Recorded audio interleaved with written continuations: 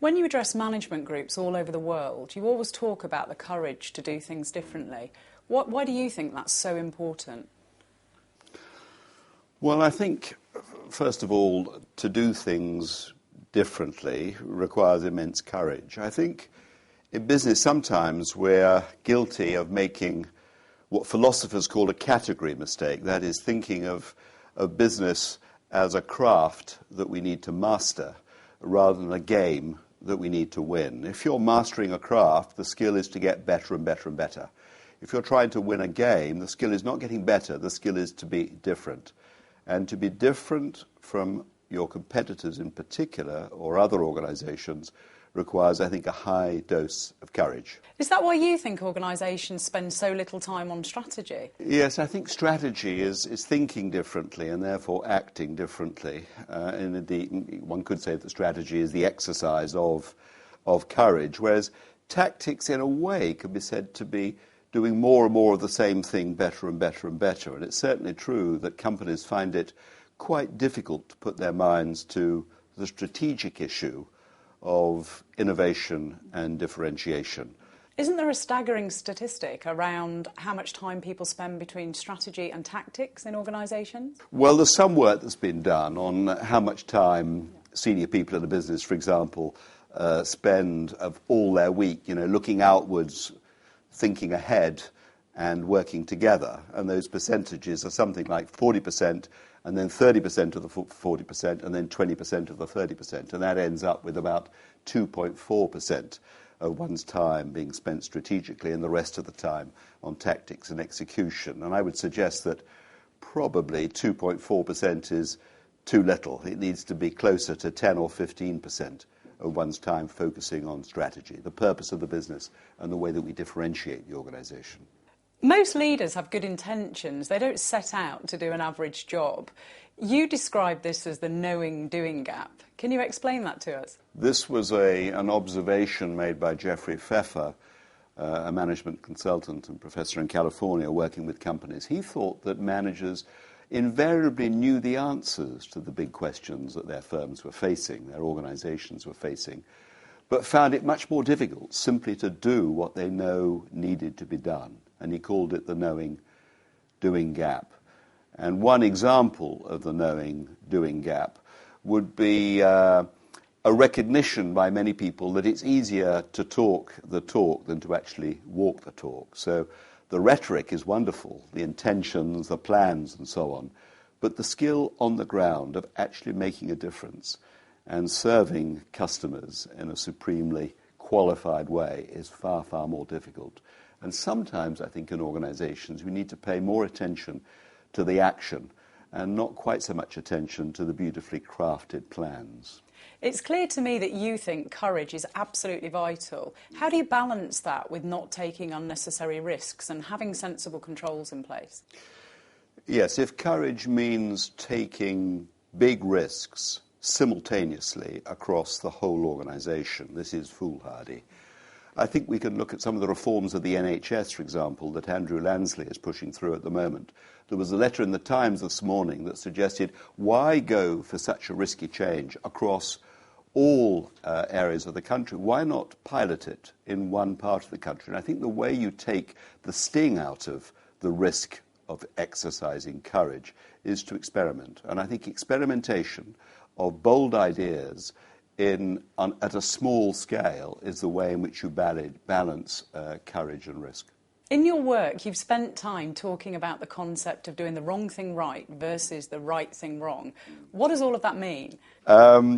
Yes, I mean, the theory here is that the world goes wrong when we perfect the art of doing the wrong thing. Whereas what we need to do is to recognise that doing the right thing, even if we don't do it particularly well, and with all the mistakes that surround the attempt to do the right thing, it's still better to do the right thing wrong, with mistakes, than the wrong thing right. And I think that's quite an important principle in business. Another fascinating concept is the notion of common nonsense. Can you explain that to us?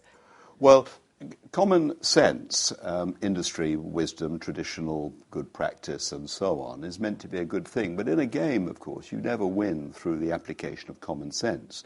You win through the application of uncommon sense, knowing something that your competitors don't know. And I contrast that with the common nonsense, for example, in an industry or in a group of competitors where everyone agrees on something, but that something is false or misleading or misconceived, and I call that common nonsense.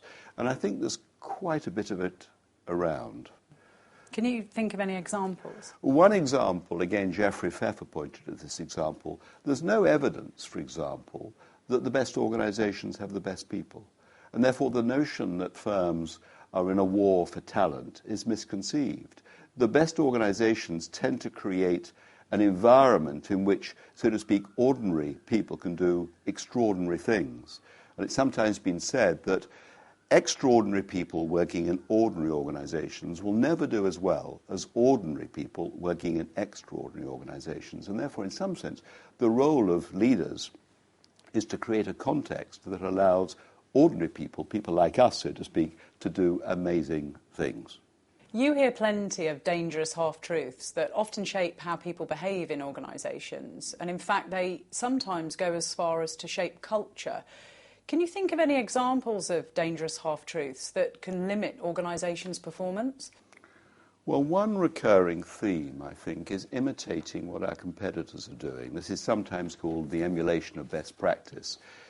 If all firms in a marketplace are imitating one another or are aspiring to best practice, since best practice will be defined by definition in the same way across competitors, competitors will be becoming more and more alike as they pursue best practice.